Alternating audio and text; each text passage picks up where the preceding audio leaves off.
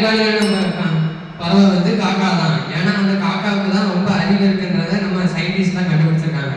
அந்த காக்காவோட கதையை பத்தி இன்னைக்கு நம்ம பார்க்க போறோம். அந்த காக்காவோட ஏமாத்துறத நீங்க பார்க்க போறீங்க.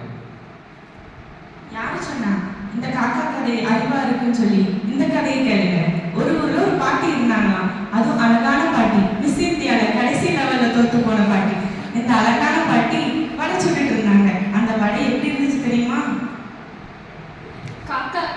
காக்கானால ரொம்ப பசியோட இருந்துச்சான். அப்பதான் அங்க ஒரு பாட்டி பெரிய சட்டியில நிறைய எண்ணெயில ஒரு கிறிஸ்பியா கிரன்ச்சியா ரொம்ப அழகான வடையை சுட்டுட்டு இருந்துச்சான்.